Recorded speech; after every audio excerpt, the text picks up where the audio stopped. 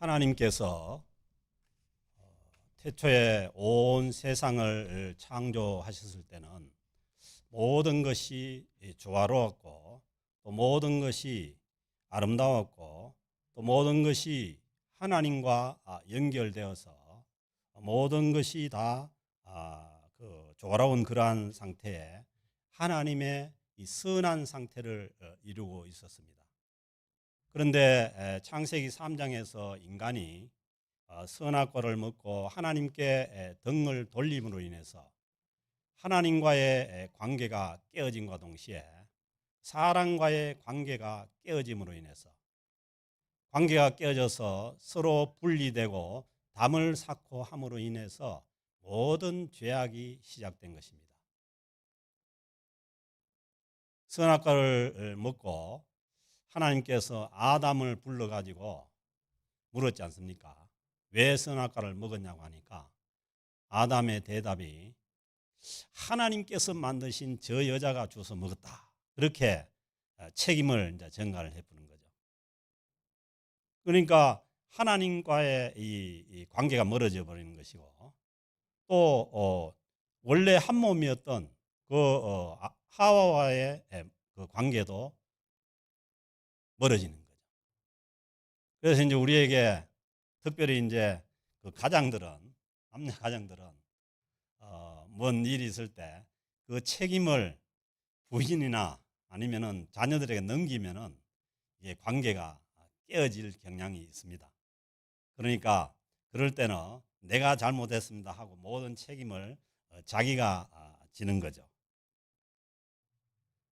그래서 이 그 관계가 깨어짐으로 인해서 하나님과 사람 사이에 이 죄악의 담이 생기고, 그리고 사람 사이에 이 관계가 깨어져서 담이 생김으로 인해서 모든 죄악이 거기서 시작되는 거예요. 오늘 뭐 권사님 기도하셨지만은 전쟁도 그게 그렇지 않습니까? 이 나라 간, 국가 간, 민족 간 장벽으로 인해서, 그로 인해서 많은 참 분쟁이 생기고 또 어려움이 생기죠. 그런데 하나님께서 이 그 모든 장벽을 깨고 하나님께서 다시 이 아름답고 선하고 조화로운 세계를 만들기 위해서 하나님께서 온 세상을 구원하시기로 작정을 하셨던 거죠.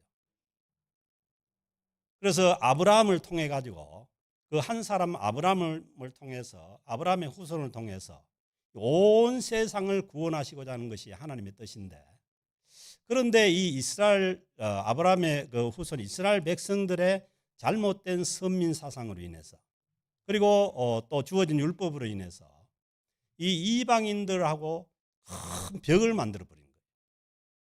그래서 이 하나님의 이 백성의 그 선민이 이스라엘의 벽을 넘지 못하고 오히려 더 이방인을 향해서는 이방인들이 하나님께로부터 멀어지는 그러한 이제 상태가 되어 있을 때, 그 주님께서 오셔서 자기의 몸을 화목제물로 내어 놓아서 이 예수 그리스도 안에서 이 유대인과 이방인 온 세상이 다 하나가 되기로 그 하나님께서 계획하신 것이, 이게 뭐냐 하면은 하나님의 구원의 경륜입니다. 그래서 우리가 잘못 생각하면은 뭐 나 하나 구원받고 내 구원받고 치운다. 그러면 뭐냐면 너무 속이 좁은 이 크리스찬이 되는 거죠.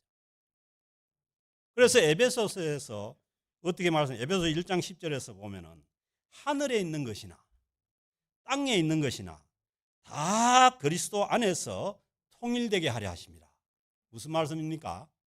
하나님의 그 원래 창조했던 그 담이 없는 그런 조화로운 그런 하나님의 세계로 다시 회복되기를 원하시는 것이, 이게 뭐냐면 하나님의 구원의 경륜이라는 거예요. 그러니까 경륜이라는 것은 뭐냐 하면 하나님의 계획이고, 그 계획을 이루어가는 하나님의 실행이라는 거예요. 그래서 이 구원의 경륜은 그 하나님의 크신 그런 계획과 심오한 계획 가운데 있는 거예요. 그래서 하나님께서 이것을 창세 전부터 하나님께서는 계획하시고 예수 그리스도 안에서 우리를 부르시고 이 계획을 이루어가고 계신다는 거예요. 그런데 이제 오늘 주신 말씀에 보면은 사도 바울이 그런 큰 하나님의 구원 계획 가운데서 자신이 지금 어디에 있느냐 하면은 로마의 감옥에 갇혀 있는 거예요. 그런데 우리는 이 하나님의 크신 계획 가운데, 하나님의 구원 경륜 가운데 이 주의 복음이 이제 뭐냐면은 유대인의 벽을 넘어서 이방의 세계로 전해져 나가려고 하는데 왜 사도 바울이 로마 감옥에 있게 되느냐? 그렇게 했을 때 이 에베소 교회 교인들을 비롯해서 많은 그러한 사람들이 이걸 이제 어떻게 해석해야 되냐 이런 문제. 우리도 그렇죠. 우리도 주님의 복음을 위해서 또 그 주님을 위해서 한번 살아보고자 일어서는데 이게 잘못돼 가지고 어려운 가운데 이렇게 이제 처할 때가 있는 거죠. 그걸 이걸 이제 어떻게 해석해야 되느냐. 그러면서 이제 그 에베소 교인들이나 또 이방에 있는 교인들이 거기에 대해서 이제 힘들어하는 거예요. 왜 주님의 복음, 그 복음이 이방의 세계로 펼쳐나가고 그리고 주님께서 이방인의 사도로 사도 바울을 선택해서 그 일을 맡겼는데 얼마 되지 않아서 감옥에 갇혀가지고 꼼짝도 못하고 그렇게 돼 있느냐. 그럴 때에 사도 바울이께서 이걸 이제 해석을 하는 거죠. 이제 신앙은 뭐냐 하면은 해석의 문제라는 거예요. 이럴 때 아이고 내가 한번 해보려고 했는데 이거 당치도 안 하고 이거 그냥 끝나는구나 이렇게 해석해 버리면은 이제 잘못했어요. 왜냐하면은 유대인의 그 예수 그리스도의 복음이 유대인을 넘어서 이방으로 나가는 것은 뭐냐면 이게 하나님의 구원의 비밀이고 경륜인데 이게 하나님의 큰 계획 가운데 있는데 내가 그렇게 됐다고 해가지고 이게 우리가 거기에서 절망을 하고 낙심하는 그런 거는 아니라는 거죠. 그러면서 이제 그 13절을 보면은 결론적으로 얘기한 그러므로 너희에게 구하노니 내가 부탁하는데 너희를 위한 나의 여러 환난에 대해서 그러니까 지금 감옥에 갇혀 있고 또 때로는 매를 맞고 어려움에 처한 이 환난에 대해서 에베소 교인들이나 이방 교인들에게 낙심하지 말라고 그렇게 얘기하지 않습니까? 낙심이 뭐냐 하면 마음이 떨어져 버리는 낙심이죠. 그래서 우리가 신앙생활을 해나가는 데 있어서 특별히 우리 예수 그리스도의 이 구원의 복음을 이 벽이 막혀 있는 담이 쌓아져 있는 그것을 넘어서 주님의 복음이 전파되어 나가는 데 있어서 여러 가지 당하는 어려움이나 힘든 일을 당할 때 우리는 잘못 해석하면은 이거 왜 이러냐 그렇게 낙심하지 쉽잖아요.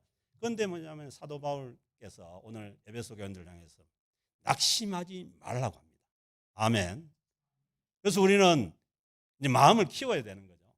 이 주님의 이 복음의 이 참 구원의 경륜, 이 깊고 심오한 구원의 경륜을 하나님의 계획 가운데 하나님께서 모든 막힌 담을 넘어서 이 복음이 전해져서 예수 그리스도 안에서 온 우주가 통일되게 하려는 이 하나님의 구원 계획에 우리가 눈을 떴을 때 우리의 모든 것을 그 목적 하에서 해석하면은 우리의 이 참 삶도 해석이 되고 그리고 우리가 살아가야 될 어떤 방향도 우리가 해석이 세워질 수가 있는 거죠. 그래서 바울이 이 에베소를 쓸 때 이 로마 감옥에서 1절에 있는 말씀대로 이름으로 그리스도 예수의 일로 보세요. 바울이 지금 갇힌 것은 딴 일이 아니라 예수 그리스도의 일로 갇혔다는 거예요. 주님께서 오셔서 주님의 몸을 십자가에 들여서 이 이스라엘에 갇혀 있는 이 예수 그리스도의 복음을 이 이방인과 막힌 담을 넘어서 넘어가게 하기 위해서 그 주님의 일로 인해서 갇힌 자 된 나 바울이 말하거니와. 바울은 뭐냐면 분명한 자기 해석을 가지고 있는 거죠. 자기가 지금 갇혀 있는 것은 뭐냐 하면은 이 주님의 복음이 그 장벽이 막혀 있는 그 이방인과 유대인 사이에 장벽이 막혀 있는 그 벽을 넘기기 위해서 자기가 이방인의 사도가 되어서 복음을 전해 나가는데, 그러다가 뭐냐면 지금 갇혀 있다는 거예요. 뭐 바울과 같은 이런 신령한 사람도 갇힐 수가 있는데, 뭐 우리들도 주님의 복음을 위해서 또 주님의 그 복음을 그 장벽을 뛰어넘기 위해서 일하다 보면 얼마든지 어려움을 당할 수가 있고 힘든 일을 당할 수가 있는 거죠. 그럴 때 우리가 잘못 해석하면은 뭐 하나님이 안 계시나, 아니면은 하나님이 내가 하려고 하는데 왜 이러나, 그렇게 해석할 수 있지만 그게 아니라는 거죠. 그 바울은 거기에 대해서 이제 우리에게 그 해석의 말씀을 주시는데, 너희를 위하여 왜 내가 갇혔냐 하면은 이방인인 너희를 위해서 내게 주신 하나님의 그 은혜의 경륜을 너희가 들었을 터이다. 바울이 에베소서 1장에서 말씀하신 대로 창세 전부터 계획해서 예수 그리스도 안에서 성도들을 선택하시고, 그리고 주님의 교회를 통해 가지고 그 하나님의 놀라운 경륜을 펼쳐 나가는 그것을 이제 에베소 처음에 그 말씀을 했는데, 그걸 너희가 들었다는 거예요. 그래서요, 이 성경은 뭐냐 하면은 인간의 일이 아니라는 거예요. 하나님의 놀라우신 구원의 이 경륜을 펼쳐 나가는 과정이 뭐냐면 선교죠. 그러니까 이 선교는 사람의 선교가 아니고 하나님의 선교입니다.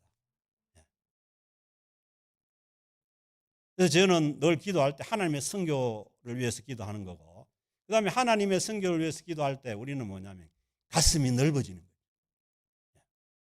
내 구원이 아니라 온 세계, 그 우크라이나와 러시아와 같은 저 넓은 땅, 그리고 복음의 문이 막혀 있는 저 모스크로 뒤덮여 있는 저 아랍 땅에도 뭐예요, 그 장벽을 넘어서 주님의 복음이 전해져 나갈 수 있도록 기도하는 거죠. 왜? 하나님의 복음의 역사가 막힌 장벽을 넘어서 펼쳐져 나가는 그런 역사이기 때문에, 하나님께서 저는 이 모스크로 뒤덮여 있는 저 아랍 땅에도 사막에 강물이 터지듯이 주님의 복음이 전파될 그런 날을 우리가 생각하면서 하나님 앞에 기도하는 거죠. 누가 하십니까? 하나님께서 하시는 거예요. 하나님의 선교. 그게 우리가 사용되는 거고 또 일꾼으로 부름을 받는 거죠. 그 놀라운 비밀이라는 거예요. 4절에 보면 그것을 읽으면 3절 4절에 보면 곧 계시로 내게 비밀을 알게 하신 것. 이 하나님의 이 구원의 놀라운 이 역사와 하나님의 경륜을 뭐예요?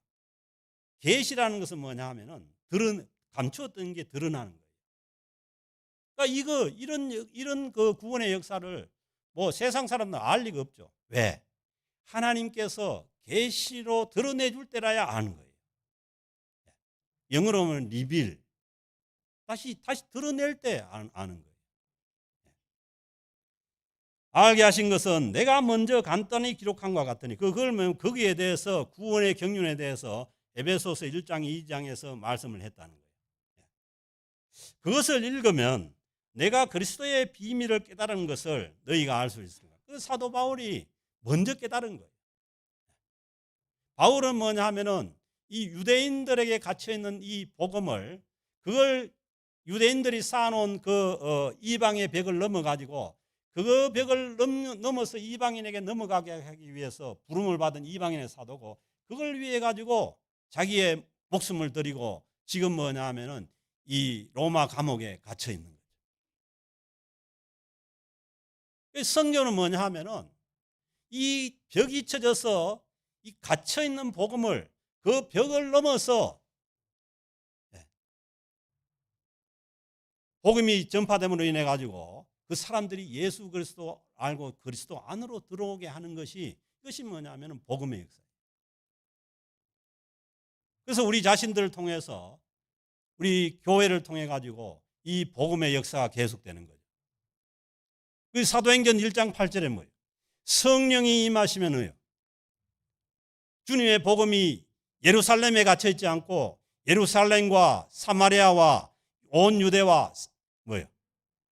땅끝까지 넘어간다는 거예요. 이게 뭐냐면 성령의 역사는 복음의 역사가 넘어가는 역사죠. 뭐 갈등 가운데 분쟁 가운데 이 장벽이 되어 있는 그러니까 뭐 저는 그런 생각도 있어요. 이 전쟁이나 아니면 이런 분쟁을 통해 가지고 주님의 복음이 넘어가는 그런 역사가 있기를 위해서 기도하는 거죠. 여러분 우리 한국의 역사 가운데도 있었지 않습니까? 6.25 전에 한국의 가장 복음의 역사가 강했던 곳은 평양이에요. 그래서 평양이 동방의 예루살렘이라고 하잖아요. 그런데 그 참 참혹한 6.25 전쟁의 그 과정을 통해 가지고 이 수많은 복음의 일꾼들이 남쪽으로 넘어간 거죠. 제 고향인 포항이나 울산 지역의 복음의 역사가 강한 것은 뭐냐면 그때 배를 타고 넘어온 사람들이 북한의 기독교인들이 넘어와가 주로 들어간 데가 이 포항이나 울산이나 부산에 이런 데로 들어간 거예요. 이 복음의 역사가 펼쳐집니다.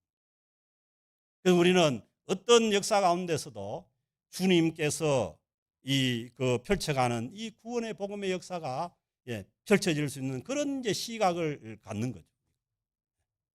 그 뭐냐면은 하나님께서 이 바울이 먼저 그것을 깨닫고 그것을 위해서 이제 에베소서와 같은 이런 성경을 써서 우리에게 그 비밀을 알려주는 거예요.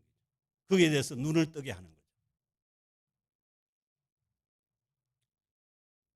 이제 그의 거룩한 사도들과 선지자들에게 성령으로 나타내신 것 같이 그게 뭐냐면 성령께서 먼저 베드로를 비롯한 그런 사도들과 바울 사도들과 같은 사람들에게 그 눈을 뜨게 하신 것이고 그게 뭐냐면 다른 세대 이건 뭐냐면 구약에 예수님 오시기 전 세대는 뭐냐면 그게 희미하게 보였던 거예요. 욥기 같은 그런 구약의 글을 보면은 그게 뭐예요? 주님의 복음이 이방인에게도 넘어갈 것을 희미하게 말씀하시잖아요. 룻기도 그렇죠. 룻기도 거기 이방에 가서 살게 되지 않습니까? 그러니까 하나님의 이 복음의 역사가 이방인에게 넘어갈 것을 희미하게 그렇게 보여지지만은 예수 그리스도께서 오셔서는 뭐예요? 완전히 그 계시를 열어준 거예요. 그 계시를 먼저 안 사람이 사도 바울이고 그리고 바울 사도께서 성경 말씀을 통해서 우리에게도 그런 눈을 열어주고 있다는 것입니다. 그 6절에 이는 이방인들이 복음으로 말미암아 그때까지만 해도 바울이 이 이방에 관심을 갖기 전까지만 해도 아무도 그 눈을 뜨지 못했는데 사도 바울이 그걸 성령께서 사도 바울에게 그걸 알려주시고 그리고 사도 바울을 이방인의 사도로 세워주셔서 그리스도 예수 안에서 함께 상속자가 되고 그전에는 뭐예요? 아브라함의 자손들은 이스라엘 백성인 것만 알고 이스라엘 백성만 이 아브라함의 구원의 복의 상속자인 줄 알았어요. 이스라엘 백성들만 하나님 나라의 소유자인 줄 알았어요. 그런데 이 예수 그리스도께서 오셔서 이 눈을 열어주시는 말미암아서 이방인들이 뭐예요?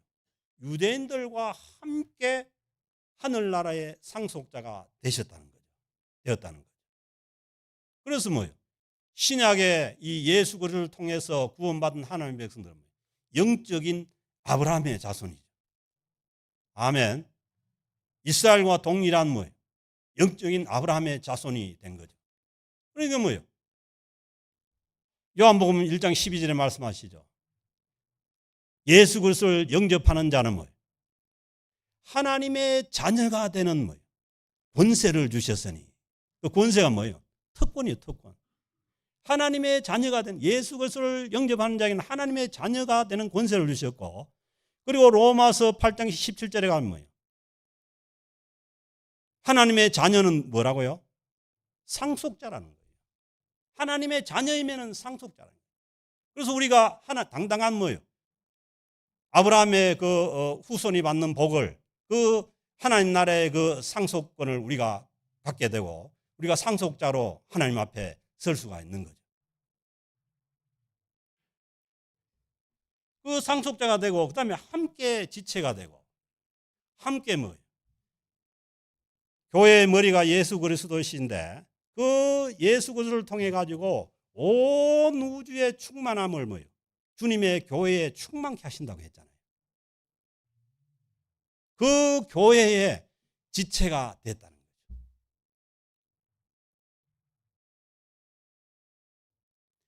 그리고 함께 약속에 참여하는 자가 됩니다. 하나님께서 약속하신 대로 아브라함의 후손을 통해 가지고 주시고자 하는 그 아브라함 후손의 복의 뭐예요? 그 약속에 우리도 함께 참여한 자가 됐다는 거예요. 그래서 우리가 주님을 믿고 구원받은 하나님의 자녀라면은 최소한 뭐냐면은 하나님께서 약속하신 그 아브라함 후손의 복의 그 약속에 참여하는 자가 된 거예요. 내가 너로 말미암아 모든 족속에게 뭐예요?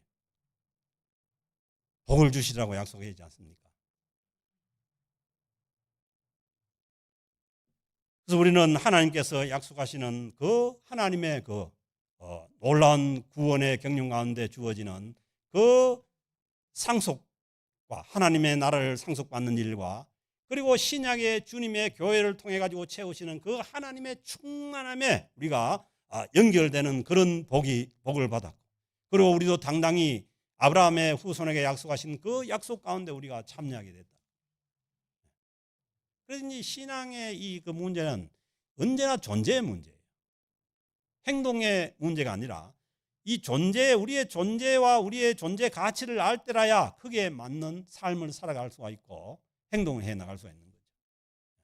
그래서 놀랍게 하나님 나라의 상속자가 되고 주님의 이 충만한 하시는 그 교회의 지체가 되고 주님의 몸인 교회의 지체가 되고 그리고 하나님께서 약속하신 그 모든 약속에 참여할 수 있는 아브라함의 후손의 복을 받은 자들이 저와 여러분 우리 캘거리 영락교회인 줄로 믿습니다.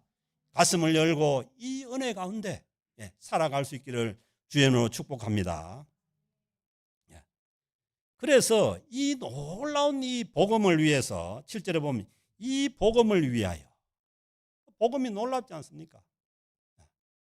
저같이 시골 산골에서 막 아무것도 뭐 교회도 없는 그런 데 태어난 사람도 어떻게 해서 하나님의 은혜로 주님을 믿게 되고 이 강단에 서서 주님의 놀라운 그 복음의 비밀을 전할 수 있는 것이 하나님의 은혜죠.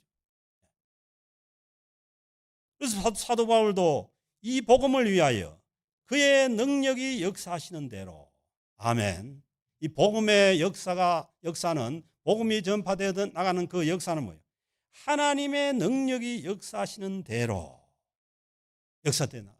그러니까 하나님의 능력이 역사하시지 않으면 전할 수가 없는 거죠. 내게 주신 하나님의 은혜의 선물을 따라서 보세요. 우리가 복음을 전하고 우리가 이 놀라운 복음의 비밀을 깨닫고 그 장벽을 넘어서 주님의 복음을 전할 수 있는 것은 뭐예요? 하나님의 은혜의 선물이라는 거예요. 믿습니까? 우리가 구원받는 그 구원만 하나님의 선물이 아니라 이 구원의 복음을 다른 사람들에게 장벽을 넘어서 전할 수 있는 것 이 자체도 뭐냐 하면은 하나님의 은혜의 선물이라는 거예요. 그래서 예수를 믿고 구원한 하나님의 백성들에게는 모든 것이 선물인 거죠. 내가 잘나서 하는 것도 아니고 내 능력으로서 하는 것이 아니고 하나님께서 그 구원의 비밀을 알게 하셨고 그리고 그것을 위해서 일할 수 있는 그 능력을 하나님께서 은혜의 선물로 허락하셨기 때문에 할 수가 있는 거예요. 아멘. 그래서 우리가 주님의 복음을 위해서 일하는 모든 것은 하나님의 선물입니다. 뭐 내가 잘나서 한다는 것도 없고요. 하나님께서 은혜 주시는 대로 하나님께서 능력 주시는 대로 감당할 수가 있는 거죠. 뭐 그걸 이제 그 8절에 보면은 사도 바울이 한 번 더 강조하는 거예요. 우리가 생각하기에는 사도 바울이 뭐 대단한 그런 사람으로 생각을 하잖아요. 그런데 사도 바울은 자신에 대해서 보세요. 모든 성도 중에 지극히 작은 자보다 더 작은 나에게. 이게 무슨 말이요? 모든 성도 중에 지극히 최고로 작은 자보다 뭐예요?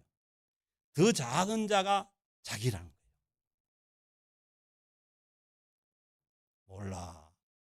감옥에 갇혀가지고 지금 꼼짝도 못하고 있으니까 그랬는지 그게 아닐 거예요. 하나님의 놀라운 이 구원의 그 비밀의 경위를 깨닫고 나니까 지극히 작은 자보다 성도 중에 사도 중에가 아니고 성도 중에 지극히 작은 자보다 더 작은 나에게. 아멘. 그래서요, 하나님의 은혜가 넘치면 넘칠수록 하나님의 구원의 경륜이 깨달아지면 깨달아질수록 뭐냐? 내 존재는 뭐냐? 그 하나님의 은혜 앞에서 가장 작은 자보다 더 작은 자로 가는 거죠. 가끔씩 저 가난스키에서 그 산속에 들어가지고 어프레이크 그 뚝에 서가지고 산을 쳐다보고 있으면 내 존재가 점 같은 존재. 그러니까 하나님의 그 크신 구원의 경륜 가운데 은혜 가운데 사도 바울이 그걸 깊게 깨닫고 보니까 자신이 뭐예요? 지극히 작은 자보다 더 작은 나이. 그래서요, 성도는 뭐예요? 첫째도 겸손, 둘째도 겸손, 셋째도 겸손. 이건 내 얘기가 아니고 어거스틴의 얘기. 깨달을수록 작아지는 거예요. 어떻게 보면 자기가 크다고 생각하면 아직도 더 깨달아야 되는 줄. 지극히 더 작은 나에게 이 은혜를 주신 것은 그러니까 내 자신이 하나님의 구원의 경륜 가운데 그 참 구원의 계획 가운데 작게 깨달아지는 게 이게 뭐냐면 큰 은혜라. 목사도 그렇습니다. 처음에 안수받고 목사 됐을 때는 목사 다 된 것 같아. 그래가지고 막 목청도 크고 막 이게 해가면 해갈수록 작아지는 거예요. 여러분도 지금 느끼겠죠. 제가 뭐 이렇게 뭐 60이 넘어가고 있으니까 자꾸 작아지는 거예요. 힘도 없어지고 잠도 뭐 어떨 때는 잘 못 자고. 그러면 자꾸 작아져. 사도 바울도 뭐예요? 하나님의 그 다메섹 도상에서 부름을 받고 했을 때는 뭐예요? 그냥 자기가 나가면 모든 것이 다 뒤집어지고 팍팍 쓰러지고 뭐 이럴 줄 알았지만은 지금 얼마 안 돼서 로마 감옥에 갇혀가지고 거기서 그러나 그 안에서 주님의 은혜를 깨닫고 보니까 자기가 지극히 작은 자보다 더 작은 자가 됐다. 이 은혜를 주신 것은 청량할 수 없는 그리스도의 풍성함을 보세요. 예수 그리스도를 통해서 주는 하나님의 은혜는 청량할 수 없다는 거예요. 제가 얘기해도 이거는 막 그냥 한 조금 얘기하는 거예요. 자꾸 깨닫고 주님께로 갈수록 청량할 수 없는 은혜. 뭐 한 번 해가지고 끝나면 목사가 이게 설교할 게 있겠습니까? 자꾸 목회를 하고 성경을 보면 볼수록 하나님의 은혜가 깨달아지는. 내 자신은 작아지는 거예요. 청량할 수 없는 그리스도의 풍성함을 보세요. 내 자신은 작아지고 뭐가 풍성해진다고요? 하나님의 은혜가 풍성해지는 거예요. 아멘. 그래서 인생은요, 끝으로 갈수록 나는 없어지고 뭐예요? 하나님의 은혜만 남는 거예요. 맞잖아요. 살고 나서 남는 게 뭐가 있어요? 하나님의 은혜만 남는 거죠. 그래서 뭐예요? 하나님의 은혜로 하나님 앞에 갈 수 있는 거죠. 내가 대단한 일을 했다든가 아니면 내가 대단한 지위에 있었다든가 그런 게 아니잖아요. 작아져서 오직 하나님의 은혜 가운데 하나님 앞으로 가는 게 그게 우리의 이 성도의 종말입니다. 아마 여러분들이 대단한 사람으로 가면 하나님 안 받아줄걸요. 나는 엄청난 사람이라고 하나님 앞에 가면 안 받아줄 거예요. 내가 작아서 하나님의 은혜로 뒤덮여서 하나님의 은혜로 그 그리스도의 은혜의 풍성함을 그 은혜의 풍성함을 이방인에게 전하게 하시고 영원부터 만물을 창조하신 하나님 속에 감추어 있는 영원 전부터 만물을 창조하신 그 하나님 속에 감추어져 있는 이 비밀의 경륜이 어떠한 것을 드러내게 하려 하십니다. 예수 그리스도를 통한 이 구원의 복음의 역사는 놀라운 비밀이라는 거예요. 그래서 세상 사람들은 모릅니다. 하나님께서 열어줄 때라야, 성령의 조명으로 열어줄 때라야 알 수 있는 것이지. 그러니까 뭐예요? 구원은 순전히 하나님의 은혜입니다. 안 열어주면 알 수가 없어요. 기껏 한 다음에 해봐야 뭐 자기 공로를 쌓아가지고 뭐 어떻게 해보는 그밖에 없잖아요. 만물을 창조하신 하나님 속에 감추어있던 이 비밀의 경륜이 어떠한 것을 드러내게 하신다. 바울이 지금 로마 감옥에 갇혀서 있는 이 과정도 뭐예요? 주님의 이 이방인을 향한 놀라운 구원의 경륜을 드러내는 과정이라는 거예요. 아멘. 여러분의 인생도 그렇게 해석되었으면 좋겠습니다. 내가 예수 믿고 살려고 하다가 어려움을 당하고 힘든 일을 당하고 들어서는 안 될 얘기도 듣고 그렇지만은 이 과정이 하나님의 놀라운 구원의 경륜 가운데 있다는 것을 우리가 깨달을 수 있을 때 놀라운 하나님의 향한 그 찬양이 있게 되는 거죠. 예수님께서 말씀하시죠. 너희를 나 때문에 너희를 욕하거나 박해하는 그런 게 있으면 기뻐하라는 거예요. 하늘의 상이 큽니다.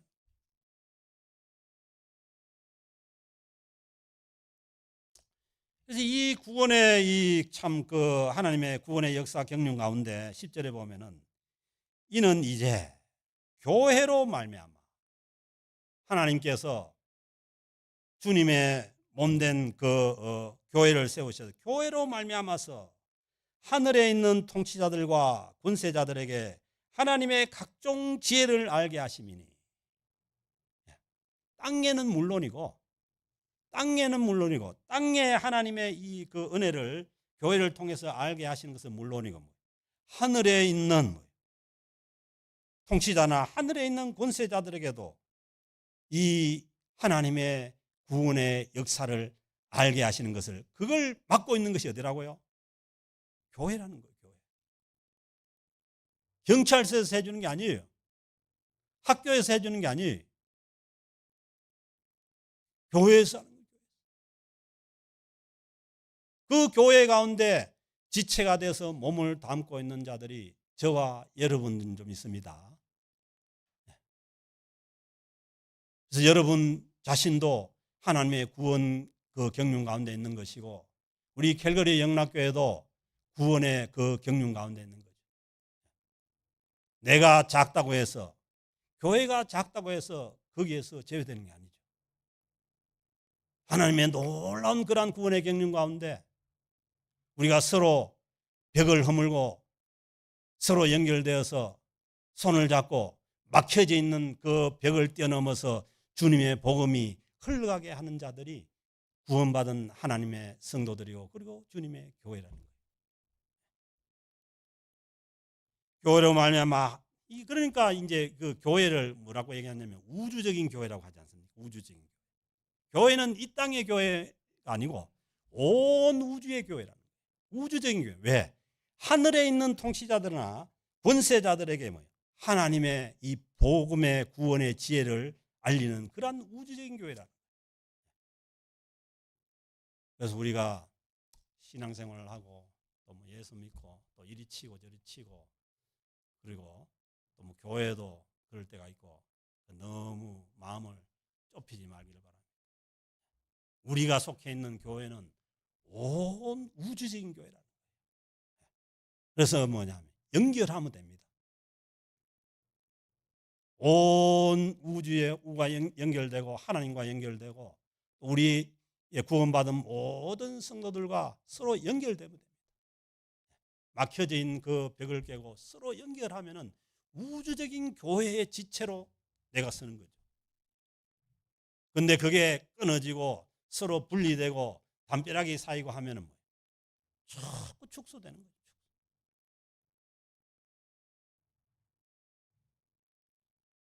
곧 영원부터 이제 바울은 계속 지금 뭐 우리가 살고 있는 시대에 뭐 이게 아니라는 거예요. 영원부터 우리 주 예수 그리스도 안에서 영원 전부터 계획하신 거 하나님.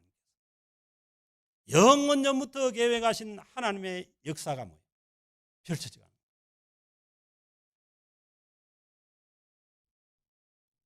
거예요. 영원 전부터 우리 주 그리스도 예수 안에서 하나님의 예정하신 뜻대로 하신 것이라는 거예요. 우리의 계획이 아니라는 거예요.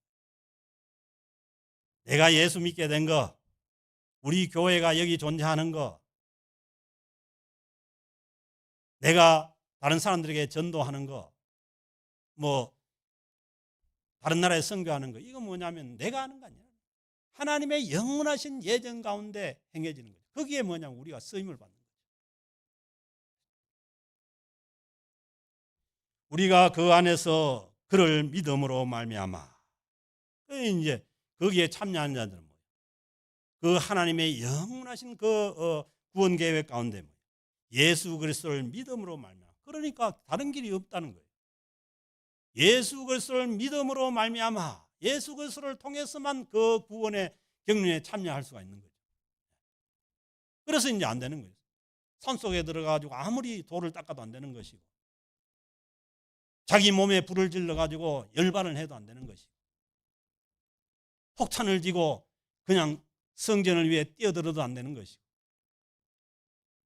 성지 순례를 위해 가지고 뭐 어디요 메카나 메디나 가다가 쓰러져 죽어도 안 되는 것이고, 자기의 힘이나 노력으로 안 되는 거죠. 하나님의 영원하신 뜻대로, 예정하신 뜻대로 되는 거예요. 우리가 그 안에서 그를 믿음으로 말미암아, 예수 그리스도를 믿음으로 말미암아 담대함과 확신을 가지고 하나님께 나아감을 얻느니라. 아멘. 주님께서 이 이방인들과 유대인 사이에 막힌 담을 헐 뿐만 아니라 하나님과 우리 사이에 막힌 모든 죄의 담을 주님의 십자가에서 헐어버린 줄로 믿습니다. 그래서 성전에 휘장이 막혀있던 그 휘장이 위에서 아래로 주님께서 십자가에 못 박혀 돌아가실 때 찢어버린 거예요. 그래서 우리는 뭐예요? 담대하게 하나님께 가까이 나갈 수 있는 거예요. 어디까지? 하나님 아버지에게까지.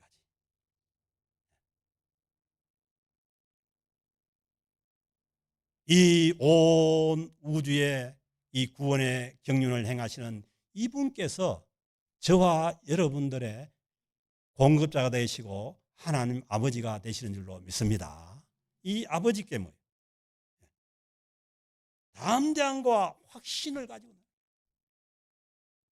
내가 하나님의 자녀요, 하늘나라의 상속자요, 그리고 그 하나님의 약속에 참여하는 자로서 하나님 아버지께 담대히 나가.